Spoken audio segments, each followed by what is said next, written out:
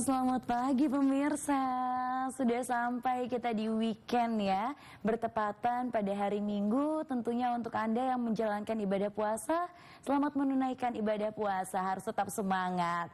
Dan terima kasih berjumpa kembali bersama kami di Jendela Negeri bersama saya Sahnabila. Dan tentunya saya Fedri Ramadan. Seperti biasa setiap hari Nana kita nggak pernah bosan menyuguhkan informasi-informasi yang informatif dalam menyuarakan publik menjaga negeri ya, Jendela Negeri. Hari ini di 2 April 2023 kita berkesempatan membahas mengenai bagaimana tumbuh kembang anak autis nih. Ini akan menjadi informasi penting apalagi terutama untuk orang tua ya yang dikaruniai oleh anak-anak autis, bagaimana sih ngejaganya, kemudian tips dan triknya, bagaimana perkembangannya dan apa mungkin hal yang dilarang mungkin bisa kita bahas di kesempatan ini. Betul. Jadi memang untuk treatmentnya sendiri kita harus tahu nih seperti apa, seperti itu ya Vi ya. Dan juga pemirsa, kita di sini bukan hanya berdua loh, karena kita juga sudah terhubung secara daring oleh narasumber kita pada pagi hari ini, yaitu ada Ibu Dian Yulia Kartikasari selaku program Cohort Yayasan Empati dan Ibu dari Remaja dengan Autisme. Halo, selamat pagi Ibu, apa kabar hari ini? Alhamdulillah sehat. Selamat pagi Mbak Nana dan Kak Febri, apa kabar? Ya, alhamdulillah kita juga sehat ya Nana ya. Ibu puasanya lancar ya berapa hari ini di minggu kedua Ramadan? Ya insya Allah lancar. Walaupun dengan ya sedikit godaan dari anak-anak ya insya Allah lancar. Nah kita juga penasaran nih nanti Bu, bagaimana sih godaan-godaan dari anak-anak, kemudian bagaimana mentreatnya ya Ibu ya, boleh nanti ceritakan dan informasikan kepada kita. Ya. Baik. Ibu, kita tahan terlebih dahulu karena sebelumnya kita akan bersama-sama untuk mendengarkan beberapa reportase, yaitu ada 3 reportase seperti biasa pada pagi hari ini. Namun sebelumnya kita akan saksikan terlebih dahulu dalam segmen reportase berikut ini.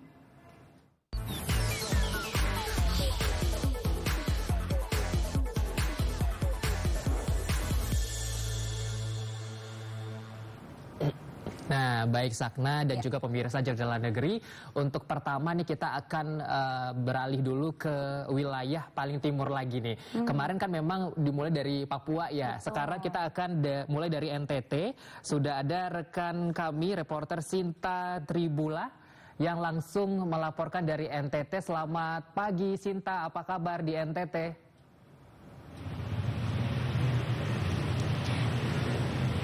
Baik, selamat pagi Fedri dan Nana, puji Tuhan dan kami sangat luar biasa di NTT. Wah, sepertinya juga cuaca cukup cerah di sana ya di edisi Ramadan kali ini. Baik, Sinta, kita juga pengen tahu mungkin di daerah NTT bagaimana sih perkembangan atau mungkin jumlah dari anak autis dan bagaimana sih ngetreatnya khususnya di NTT. Silakan Sinta dengan laporan Anda.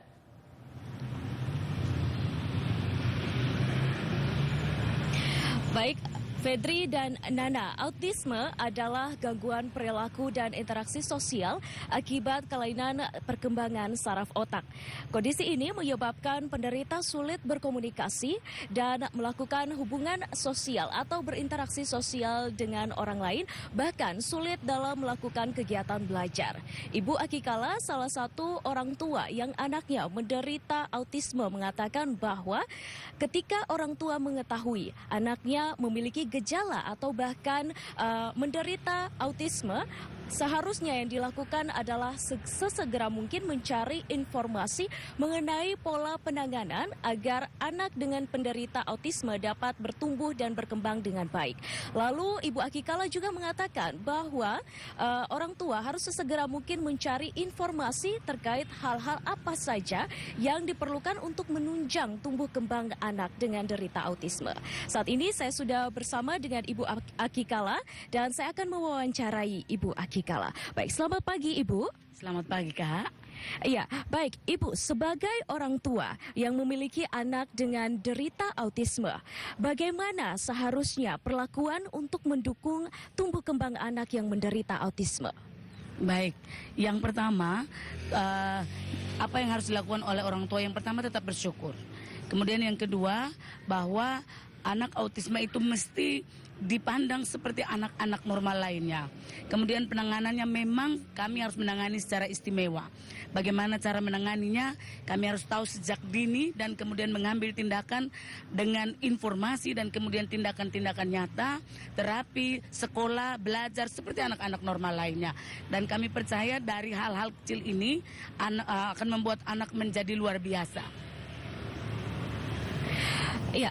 Baik Fedri dan Nana, autisme memang tidak bisa disembuhkan. Akan tetapi ada sejumlah terapi yang dapat dilakukan agar penderita autisme dapat menyesuaikan diri dengan kehidupan sehari-hari. Suster Agustina Alma, pengelola PAUD Vincentius A. Paulo di Kota Kupang yang setiap hari menangani anak autisme, mengatakan ada beberapa pola terapi yang diterapkan mereka untuk menangani anak dengan derita autisme, yaitu diantaranya terapi perilaku dan komunikasi, terapi khusus, dan juga terapi keluarga. Berikut cuplikan wawancara kami bersama dengan Suster Agustina Alma.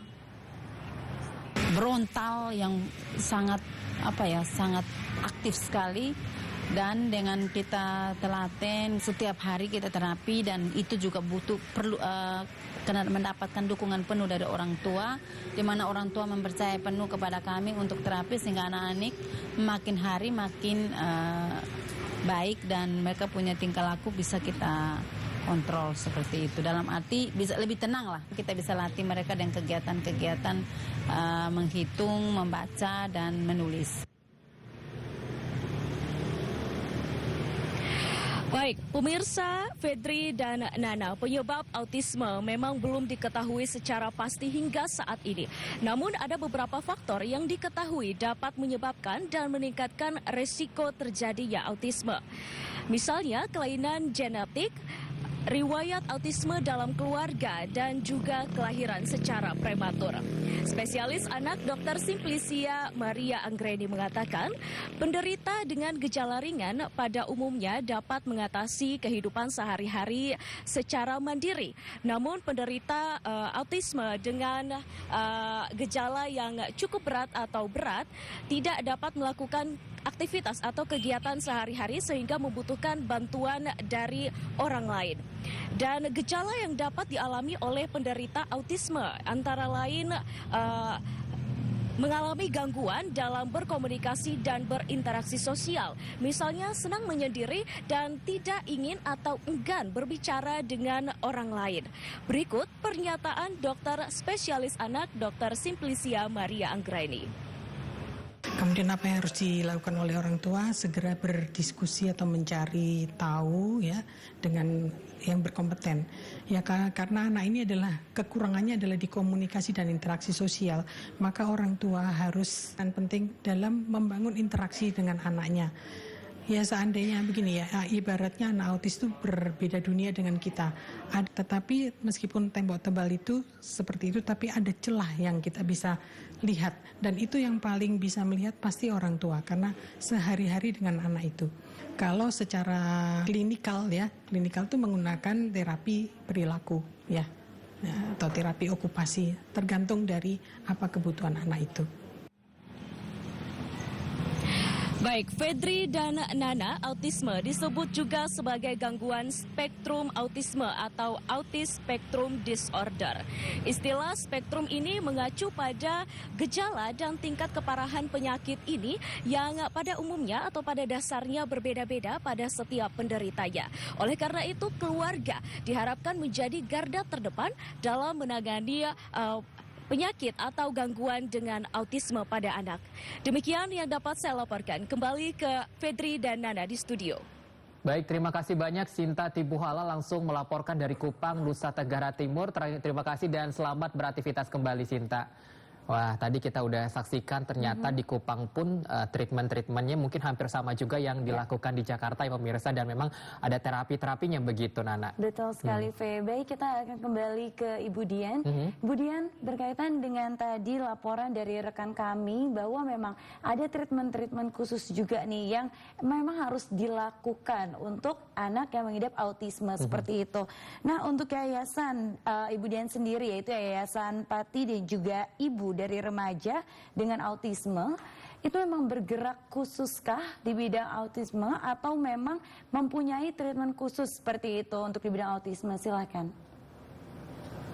Ya, terima kasih Mbak Nana dan Kak Febri. Jadi izinkan saya memperkenalkan diri. Saya itu Dian Yulia, ibu dari remaja dengan autisme, juga program koordinator dari Yayasan Empati. Empati adalah Masyarakat Peduli Autis Indonesia. Jadi kami adalah yayasan non-profit yang sudah bergerak sejak tahun 2004 yang berfokus pada pemberdayaan orang tua, pendidik, dan pendamping dengan autisme. Seperti tadi sudah disampaikan oleh suster dan Ibu Aki Kala juga dengan dokter bahwa orang tua itu adalah garda terdepan sebagai pendamping utama. Untuk itu kita memberdayakan mereka untuk menolong mereka mencari jalan keluar. Jadi kami membantu dengan 3 pilar, yaitu pertama diagnosa yang akurat, yang kedua pendidikan yang tepat, dan yang ketiga dukungan yang kuat. Seperti itu, Mbak Nana. Baik, berarti memang ini fokus terhadap orang tua, karena orang tua garda terdepan Betul, tadi ya. garda terdepan dalam menghadapi anak autis begitu. Betul. Ya. Ibu Dian, kalau boleh tahu di Empati sendiri apa sih Bu program-program unggulan yang sejauh ini telah dilakukan atau mungkin menjadi sebuah rencana ke depannya, Bu?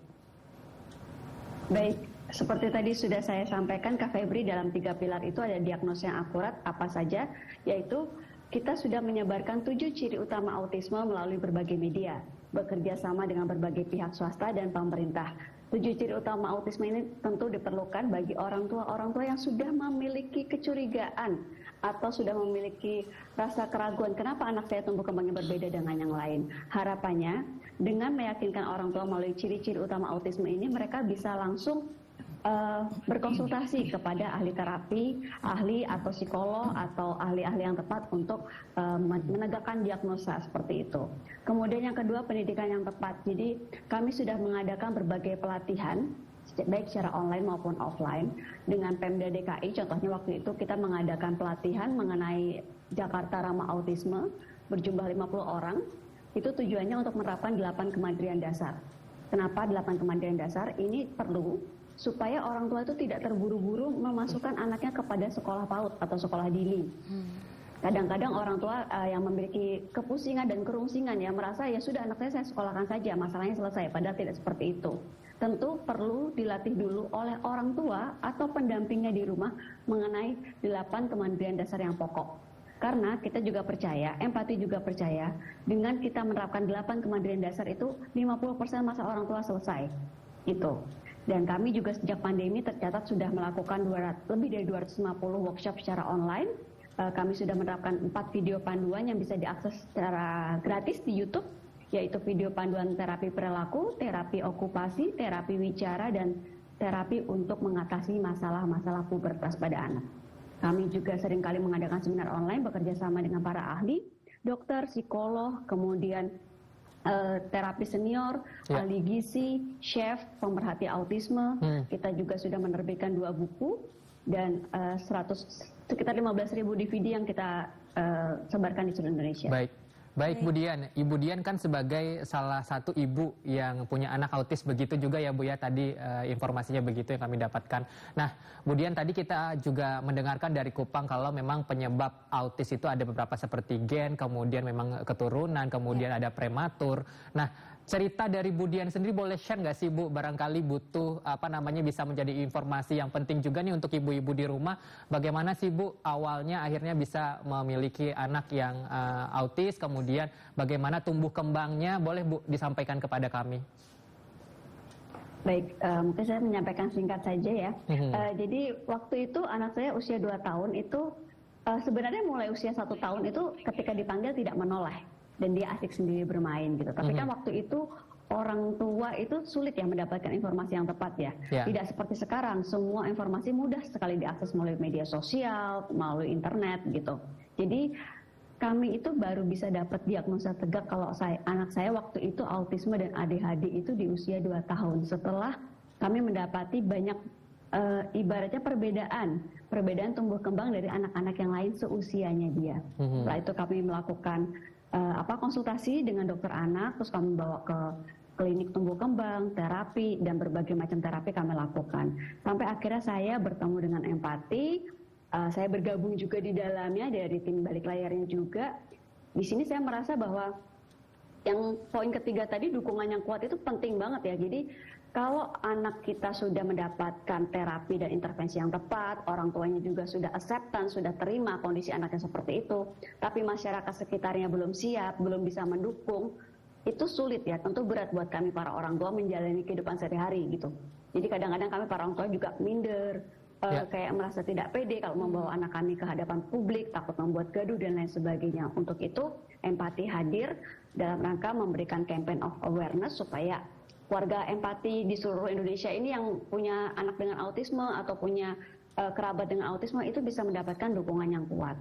Seperti itu, Kak Febri. Baik, berarti memang juga dari lingkungan seperti itu baiknya mendukung ya. Karena itu juga sebagai semangatnya orang tua untuk bisa mengurus anak tersebut. Seperti itu. Baik, Bu Dian, kita akan tahan terlebih dahulu karena masih ada beberapa pertanyaan lagi untuk Bu Dian. Pemirsa, jangan kemana-mana karena setelah ini kita akan kembali. Tetaplah di Jendela Negeri.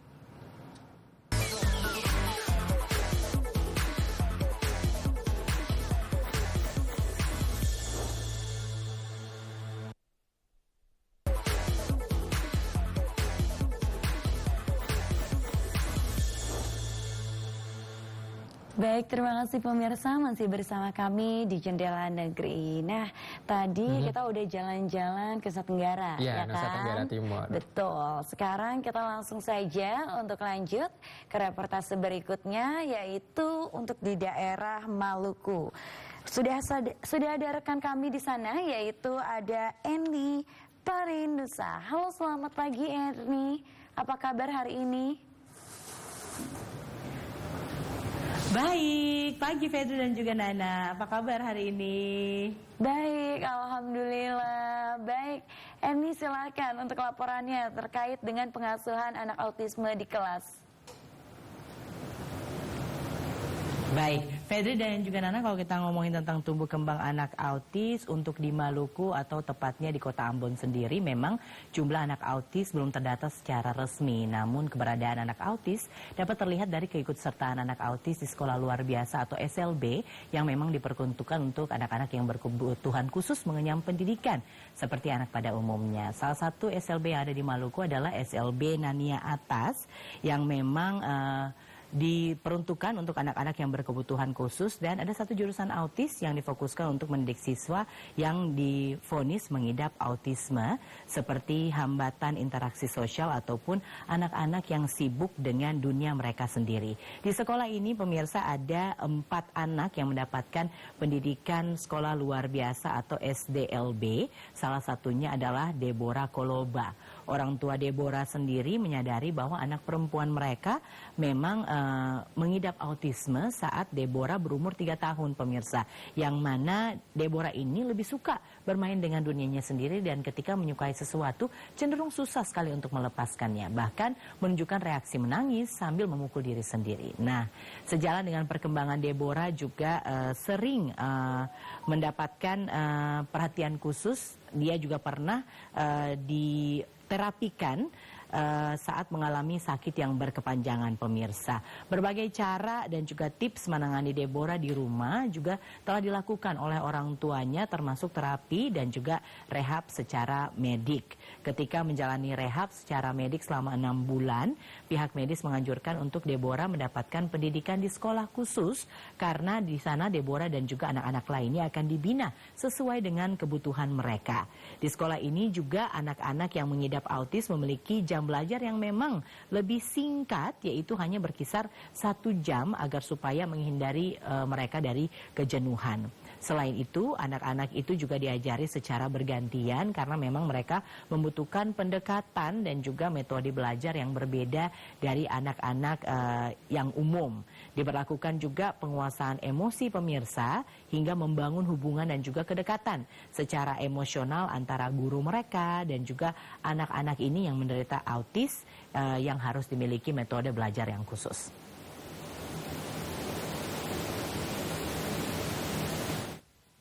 dari awalnya itu Debo untuk adaptasi dengan lingkungan luar itu sangat susah. Debo hanya bisa bermain dengan dunianya sendiri saja di rumah. Nah, jadi ketika kami orang tua mau membawa Debo ke dunia luar untuk lingkungan itu, kami pun berpikir panjang. Sebab kalau Debo sampai di situ, pasti Debo akan melakukan hal-hal yang tidak terpikirkan. Untuk sekolahnya itu tidak harus di sekolah umum. Debo harus di sekolah khusus. Karena di sekolah khusus itu Debo akan dibina sesuai dengan kebutuhannya. Fedri, Nana, pemirsa Jendela Negeri, selain itu hubungan dan juga kedekatan secara emosional juga memang harus dibangun di rumah, tempat anak autis lebih banyak menghabiskan waktunya bersama orang tuanya. Pola asuh dan juga perlakuan khusus ini juga untuk melatih mereka mengendalikan emosi hingga mereka dapat beradaptasi dengan dunia luar. Dibutuhkan kesabaran dan juga trik bagaimana menangani anak autis di rumah dan mengenal karakteristik anak sendiri serta hal apa yang disukainya. Nah, pemirsa, bagaimana kiat orang tua Debo? Berikut pernyataan orang tua dari Deborah. Dalam menghadapi anak autis itu yang paling utama seorang guru itu emosinya juga harus stabil. Kenapa? Karena anak autis ini termasuk anak yang perasa. Ketika dia merasa bahwa emosi gurunya tidak stabil, itu akan mempengaruhi bagaimana perilaku mereka sendiri. Kadang dari rumah punya emosi yang tidak stabil. Jadi ketika sampai di sekolah, anak ini kita perhatikan dulu, dia sudah siap belajar atau bagaimana.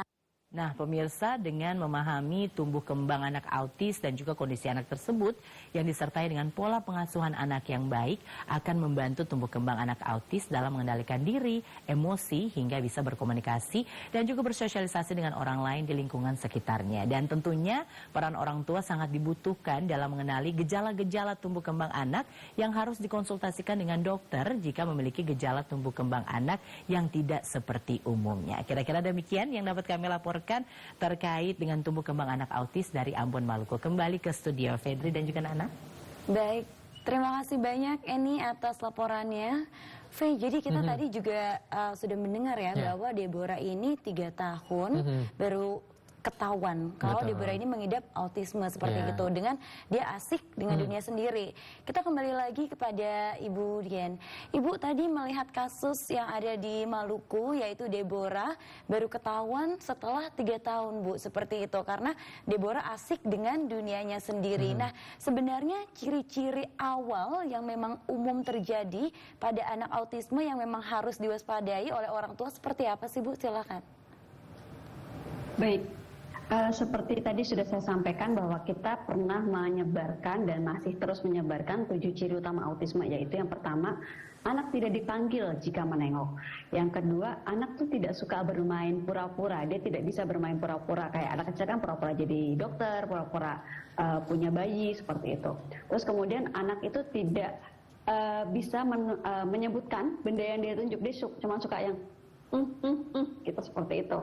Terus kemudian ketika diajak berinteraksi, memakai baju atau memakai sepatu, dia tidak bisa menatap mata kita lebih dari sekitar 3 detik maksimal. Biasanya mereka sudah mengalihkan pandangan, tidak bisa diam fokus sama sesuatu. Terus kemudian anak juga suka flapping, biasanya suka ada kegiatan berulang, entah menggoyang-goyangkan tangan atau entah kaku seperti itu badannya.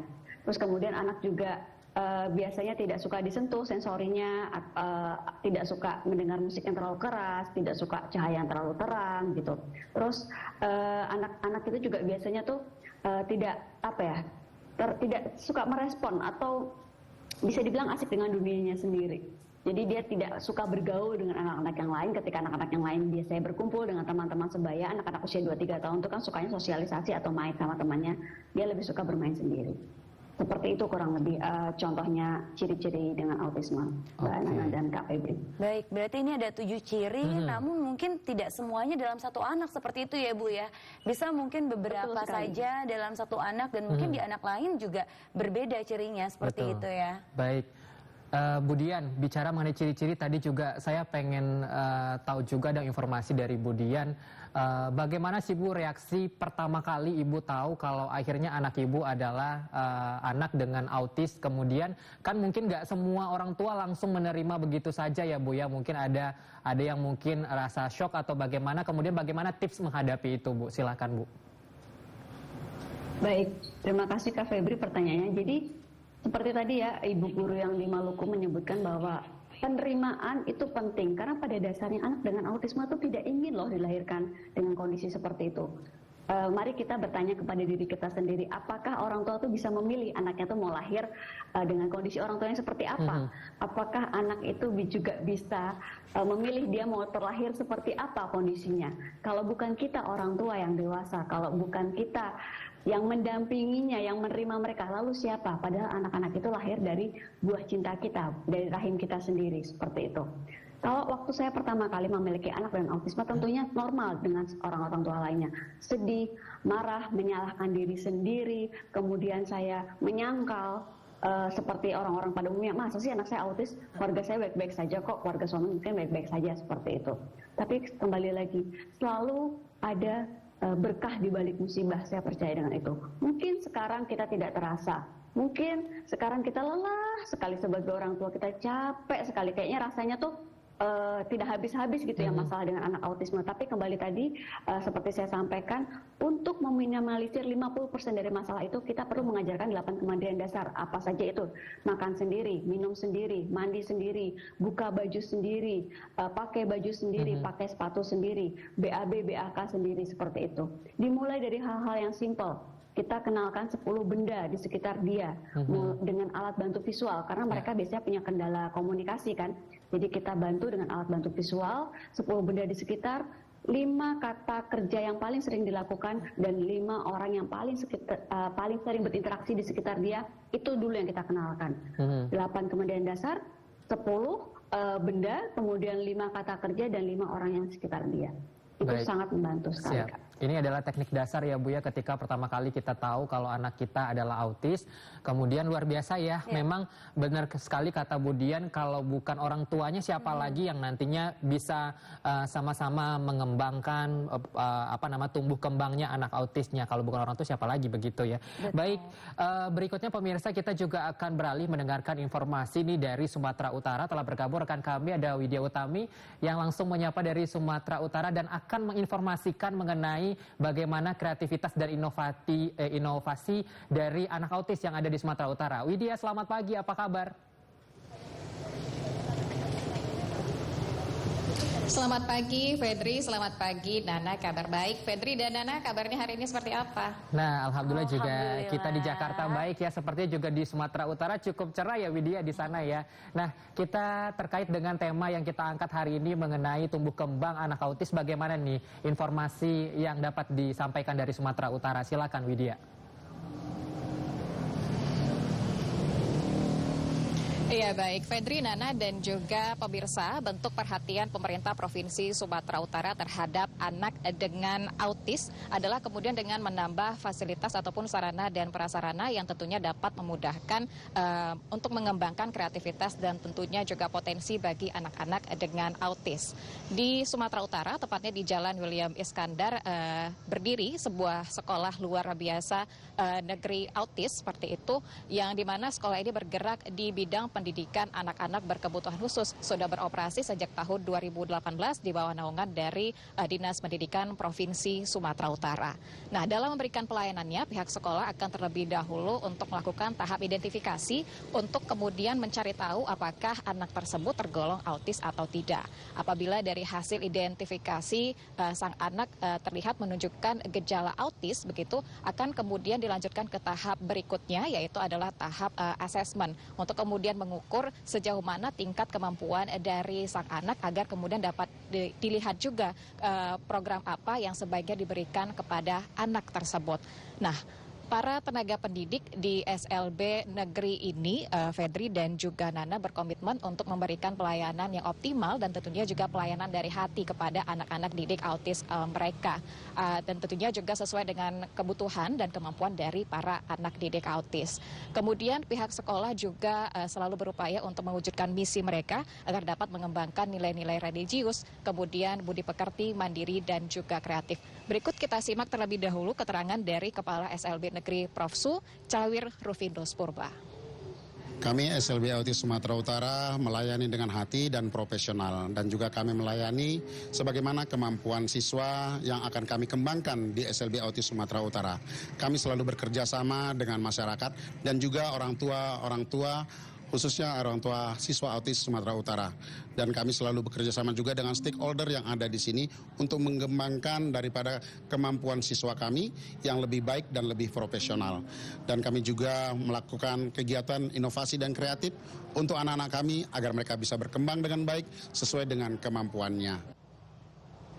Baik, Fedri dan juga Nana, Sekolah Luar Biasa Negeri Prof. Su ini memiliki 110 anak didik dengan pembagian kelas besar dan juga kecil. Sementara untuk guru yang mengabdi di sini yaitu sebanyak 23 orang yang akan kemudian mengajar di seluruh bidang studi. Nah, satu orang guru ini akan membimbing 4 orang anak didik autis, dan kemudian juga di sini terdapat 4 guru terapis seperti itu. Nah, masing-masing guru yang mengabdi di Sekolah Luar Biasa ini dituntut untuk dapat kemudian menjadi guru yang kreatif dan kemudian melakukan ataupun memberikan materi pelajaran dengan sabar agar dapat melatih fokus, kemudian juga motorik kasar, motorik halus, kemampuan kognitif dan juga jiwa sosial dari para siswa. Nah, di SLB ini para siswa kemudian juga diajarkan bagaimana cara berkomunikasi dengan baik dan juga diajarkan untuk kemudian bisa mempraktekkan ibadah begitu dengan kepercayaan yang dianut oleh masing-masing siswa.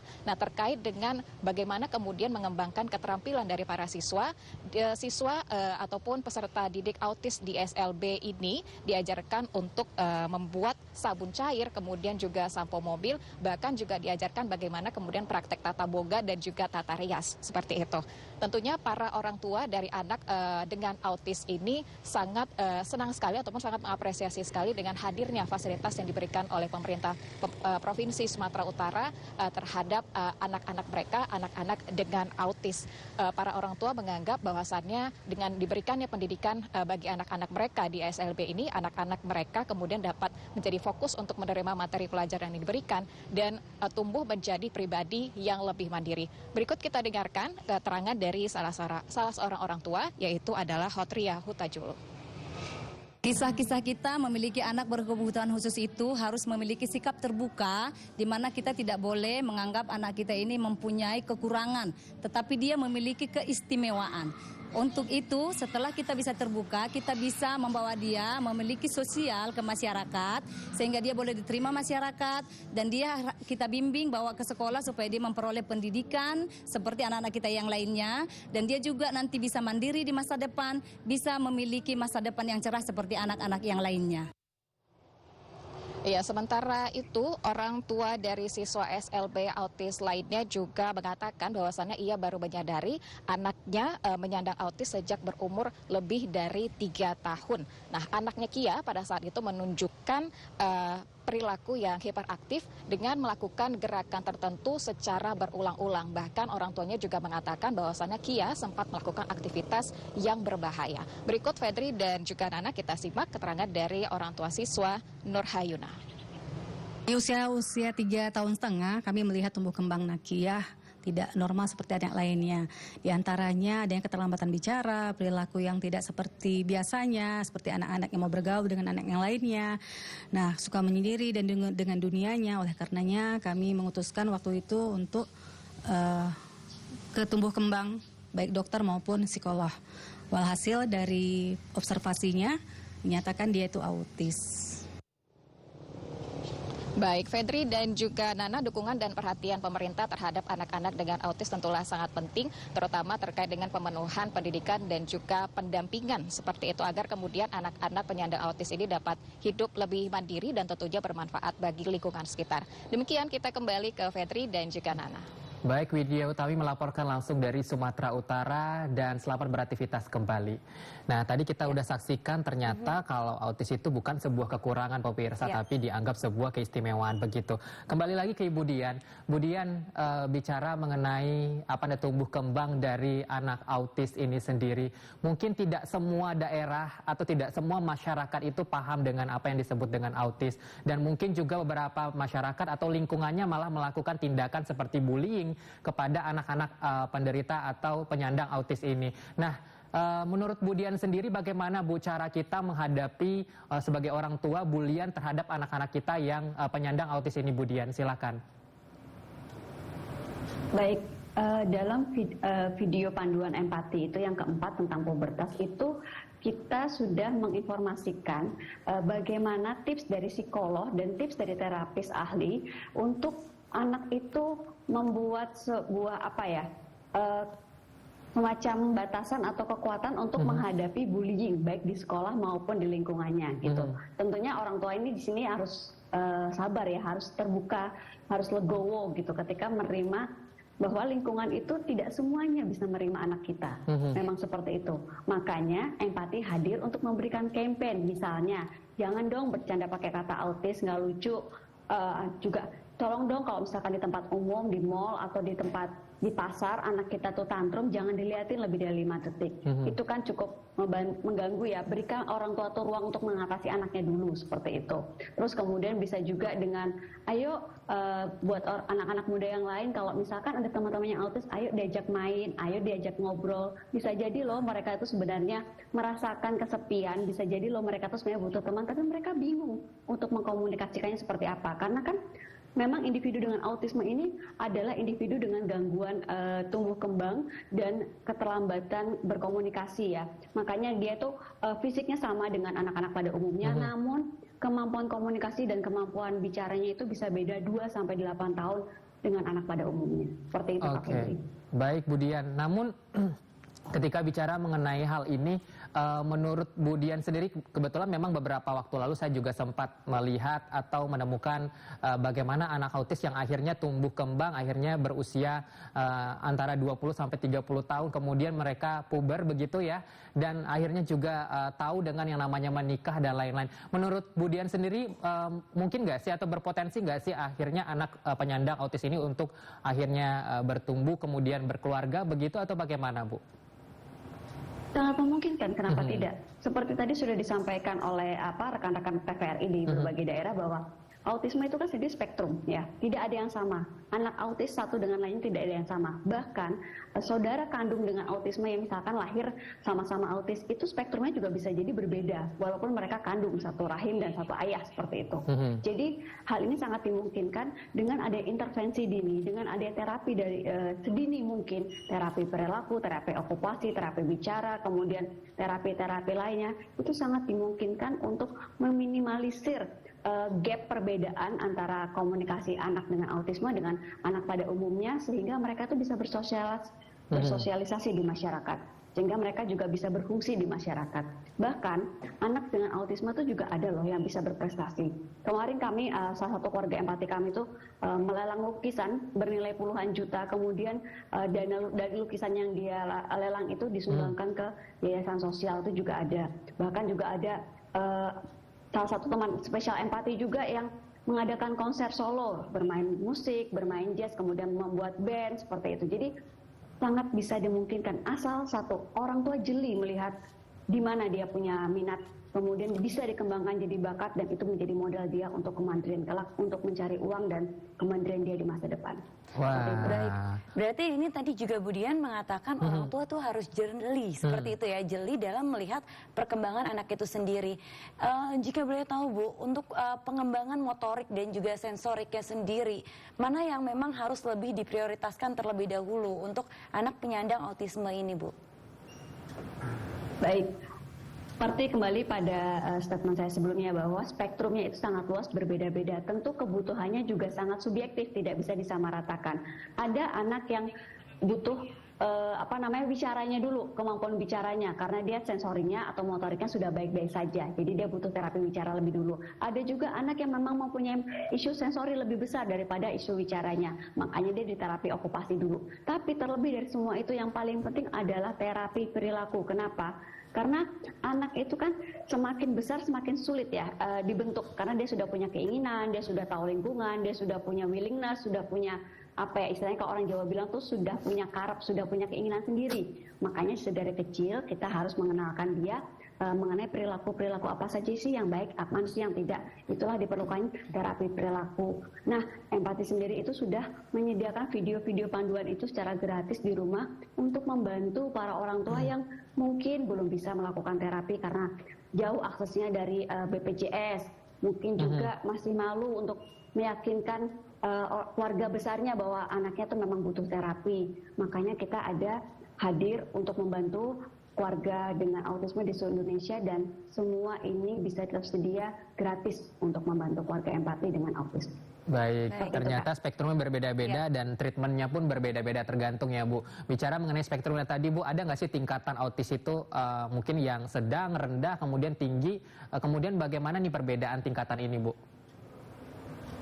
Baik, perbedaan tingkatan ini tentunya ditentukan dengan observasi yang mendalam ya Kak, dari para psikolog. Jadi nggak bisa hanya satu orang saja yang menegakkan diagnosa. Ada psikolog, ada dokter anak, kemudian ada dokter tumbuh kembang, seperti itu. Dan memang secara umum autisme itu dibagi menjadi 3, yaitu ringan, sedang, dan berat. Biasanya kalau ringan tuh dia masih bisa berkuliah, kemudian masih bisa melakukan kegiatan sehari-hari. Tapi ada suatu kasus atau suatu hal itu di mana dia tuh kelihatan berbeda dengan yang lain. Misalkan pola komunikasinya kaku seperti yang kalau kita lihat di film-film Korea yang tentang autisme itu mungkin seperti itu. Kemudian kalau yang sedang itu masih bisa melakukan kegiatan sehari-hari tanpa dibantu, namun dia punya kendala komunikasi yang lebih berat seperti itu. Kalau sudah berat biasanya lebih butuh banyak pendampingan seperti itu Kak. Baik Bu, terakhir Bu, bagaimana harapannya terhadap orang tua yang memang memiliki anak dengan keterlambatan tumbuh kembang ataupun autisme? Silakan. Oke, jadi anak itu mau lahir dengan kondisi apapun, mau dia berkebutuhan khusus, mau dia lahir normal, anak itu hanya butuh disayang dan diterima. Tapi kasih sayang itu justru diuji kita sebagai orang tua di saat kita itu tidak mendapatkan apa yang kita inginkan. Di saat kita mendapati anak kita tidak sempurna, disitulah kita diuji, gitu loh. Makanya di Al-Quran itu kadang-kadang dibilang apa yang baik buat kamu belum tentu itu apa yang kamu inginkan, gitu. Makanya kita harus legowo sebagai orang tua dan harus menerima anak kita karena diapa-apain kita adalah orang pertama yang melihat mereka, yang berinteraksi dengan mereka, orang tua itu. Jadi harapan saya ke depan anak-anak itu untuk para orang tua dulu deh, untuk para orang tua satu bisa menerima, yang kedua mulailah dengan mencari tahu, cari dengan ilmu bahwa anak saya ini harus seperti apa, dan jangan lupa setiap anak itu punya keunikan dan kebutuhan yang berbeda-beda, setiap anak punya kapasitas yang berbeda-beda. Yang ketiga, jangan menyerah. Kita capek sebagai manusia itu boleh, itu normal, kita hanya manusia. Tapi capeknya jangan lama-lama, karena anak kita akan tumbuh terus, waktunya akan berjalan terus. Kita harus berkejaran untuk mengejar keterlambatan dia. Jadi kita sebagai orang tua harus tetap semangat. Dan yang keempat, jangan sendirian sebagai orang tua. Ada banyak ribuan orang tua dengan autisme di seluruh dunia, Anda tidak sendirian. Anak ini butuh Anda itu kuat, butuh Anda itu semangat, supaya anak ini bisa bahagia dan bisa tertolong. Sekali lagi saya sampaikan bahwa campaign-nya empati adalah be kind dan be strong. Jadi kita be kind kepada sesama manusia, kepada orang lain, kepada anak dengan autisme, keluarganya, dan kita harus be strong kepada diri sendiri dan bisa menguatkan orang lain. Karena tidak ada masalah yang tidak bisa ditangani. Baik. Ya, terima kasih banyak Bu Dian Yulia Kartikasari, koordinator program dari Yayasan Empati dan juga Ibu dari Remaja Penyandang Autis begitu. Terima kasih banyak kebersamaannya hari ini Bu. Informasinya sangat informatif sekali dan semoga bermanfaat untuk seluruh orang tua yang memiliki anak autis seluruh Indonesia. Semoga nanti suatu saat Ibu Dian bisa bergabung kembali ya di Studio 4 TVRI di program berikutnya Bu. Terima kasih banyak. Selamat beraktivitas, selamat berpuasa. Terima kasih. Baik, V. Dan juga pemirsa, ini benar-benar kita mendapatkan informasi ya. Tadi yang pertama pastinya menerima terlebih dahulu, menerima lalu mencari ilmunya, cara menanganinya, tetap semangat ataupun jangan menyerah dan juga jangan sendirian. Karena banyak ya di sini ya. Dan pemirsa, informasi lainnya juga akan kami hadirkan setelah jeda pariwara berikut ini. Tetaplah bersama kami di Jendela Negeri.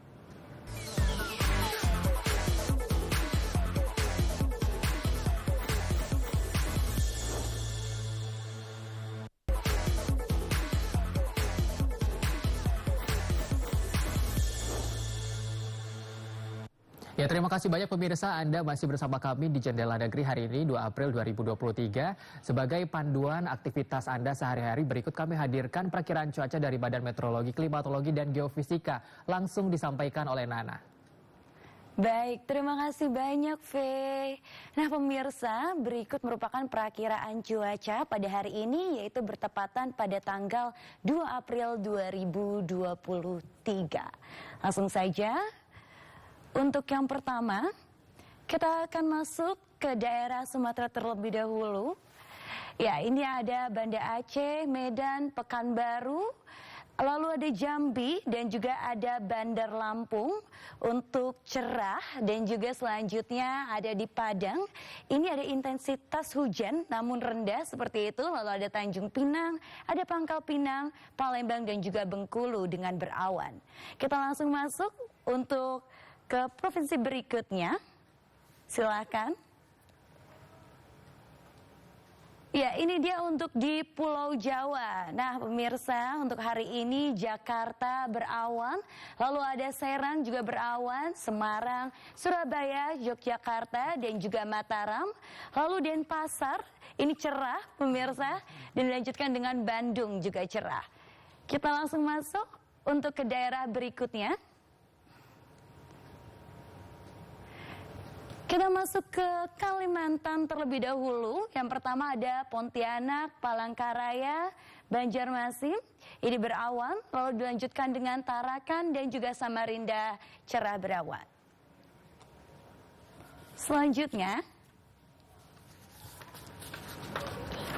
untuk Anda pemirsa yang berada di daerah Sulawesi, ada Gorontalo, Mamuju, Makassar dan juga Kendari.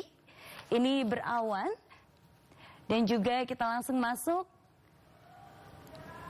ke daerah berikutnya. Ya, kita masuk ke daerah berikutnya.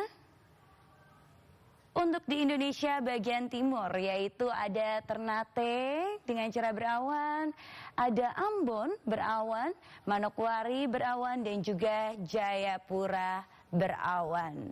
Nah, berikut pemirsa perakiraan cuaca pada hari ini. Untuk Anda yang ingin beraktivitas harus selalu sedia payung ya untuk daerah-daerahnya yang memang mempunyai intensitas hujan namun sedang. Kita kembalikan kepada Fedri di studio. Baik Nana, terima kasih banyak pemirsa. Baru saja kita telah saksikan informasi perakiraan cuaca dari BMKG, dan informasi lainnya juga akan kami hadirkan untuk Anda dalam segmen Ragam berikut ini.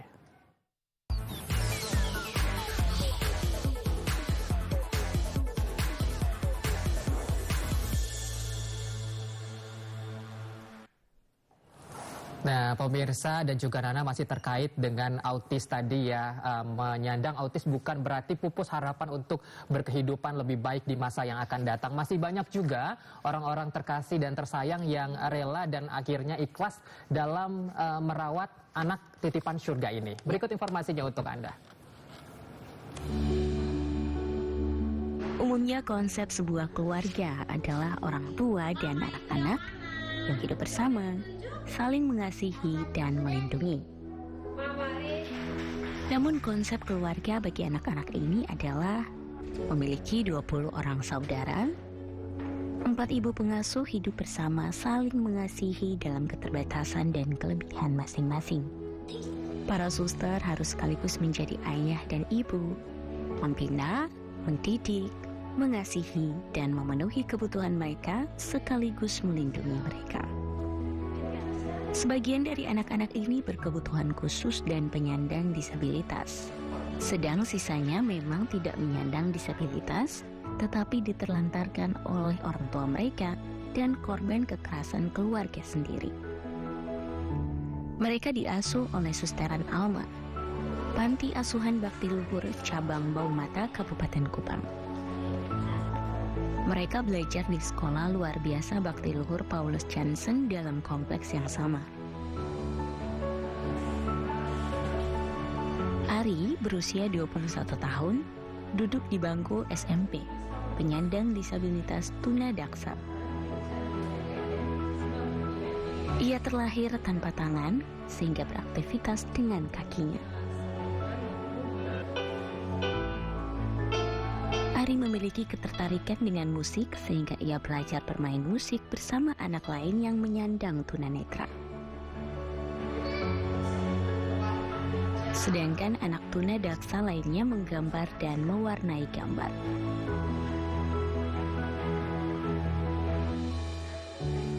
Anak tunarunggu diajarkan bahasa isyarat. Sedangkan tunanetra belajar menggunakan huruf-huruf Braille. Anak-anak korban kekerasan oleh keluarganya mengalami tekanan mental, sehingga di panti ini mereka didampingi dan bersekolah seperti anak lainnya. Sesekali mereka menerima kunjungan orang-orang yang peduli, berbagi kasih dan bergembira bersama. Anak-anak diajarkan untuk bertumbuh dalam harapan, kasih sayang, bekal ilmu dan keterampilan untuk kelak bisa lebih mandiri. Baik, selanjutnya kita akan masuk ke daerah Sumatera Utara, di mana di Sumatera Utara ini ada kampung wisata batik yang inovatif dan juga mandiri. Seperti apa? Berikut informasinya.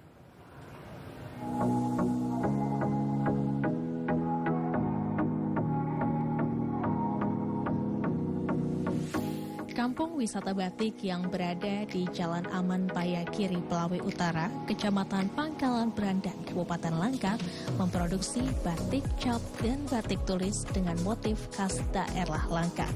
Motif kearifan lokal yang sangat syarat dengan Kabupaten Langkat adalah motif tepak sirih Melayu, motif tambang minyak, kuda laut, dan hutan mangrove. Keunikan corak batik yang sangat kental dengan daerah Langkat menjadikan batik yang diproduksi bernilai tinggi.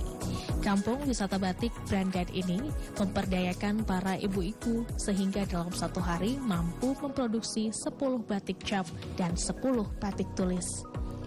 Noni selaku pengelola batik Brandan mengaku sejak berdiri kampung batik wisata Brandan sangat disambut antusias oleh masyarakat lokal bahkan dari luar Kabupaten Langkat. Saat ini para pengrajin juga sudah menjadikan batik menjadi pakaian jadi dengan aneka desain yang disesuaikan dengan tren fashion yang berkembang saat ini.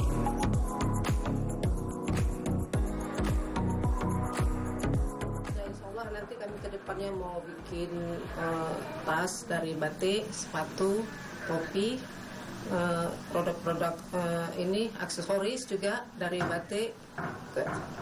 Harapan kami supaya batik kampung batik Brandan ini bisa lebih terkenal lagi, bisa menjadi produk-produk kami bisa menjadi salah satu unggulan tanda mata yang ada di Kabupaten Langkat. Terus di Sumatera Utara juga. Salah seorang pengrajin batik tulis Neneng mengaku untuk dapat membatik harus memiliki keinginan yang kuat dan untuk menjadi ahli harus diawali dari belajar. Neneng menyebutkan salah satu kepuasan terbesar bagi para pembatik adalah ketika mampu menyelesaikan sebuah karya membatik baik tulis maupun cap. Kalau udah selesai semuanya, baru kelihatan, baru sempurna, baru ini kita baru merasa puas dengan hasil yang udah. Untuk meningkatkan keahlian dari para pengrajin, berbagai pelatihan yang diselenggarakan di Kranasda dan Dinas Koperasi dan UMKM terus diikuti oleh seluruh pengrajin.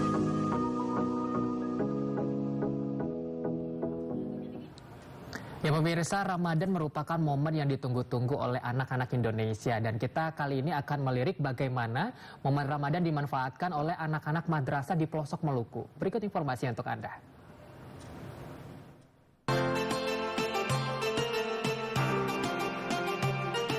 Bulan Ramadan menjadi bulan yang sangat dinantikan anak-anak di negeri Tamilou, Kecamatan Amahai, Kabupaten Maluku Tengah. Setiap datangnya bulan Ramadan, anak-anak dan remaja di sini berlomba-lomba menambah amalan dengan memperbanyak ibadah. Untuk niat menambah amalan berpuasa tidak hanya dilakukan di rumah, melainkan juga di lingkungan sekolah. seperti yang terlihat di lingkungan Madrasah Aliyah Al-Iqra Maluku Tengah. Setiap mengawali aktivitas belajar di kelas, seluruh siswa di Madrasah Al-Iqra wajib membaca dan menghafal setiap surah dalam Al-Quran. Waktu khusus untuk mengaji diatur pihak sekolah setiap masuk ruang belajar. Untuk mengaji, mereka diberi waktu selama 15 menit. Surat yang dibaca diawali dengan surat pendek hingga surat panjang. Biasanya amalan ini ditekuni secara rutin hingga mereka dihatamkan.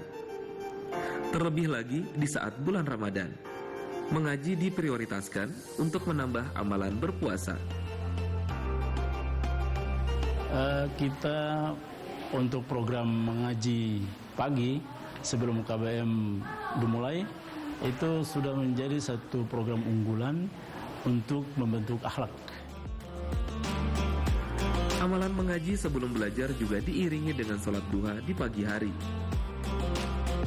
Untuk menunaikan ritual sholat duha, para siswa diharuskan datang lebih awal dan tepat waktu untuk bersama-sama menggelar sholat duha berjamaah.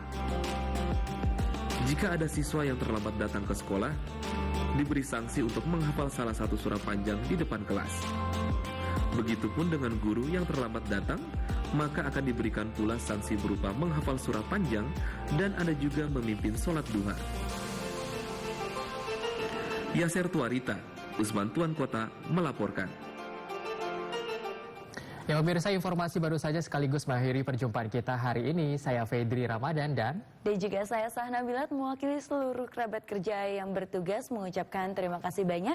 Jangan lupa saksikan terus Jendela Negeri, menjaga negeri, menyuarakan publik. Pemirsa, selamat berakhir pekan. Terima kasih dan sampai jumpa.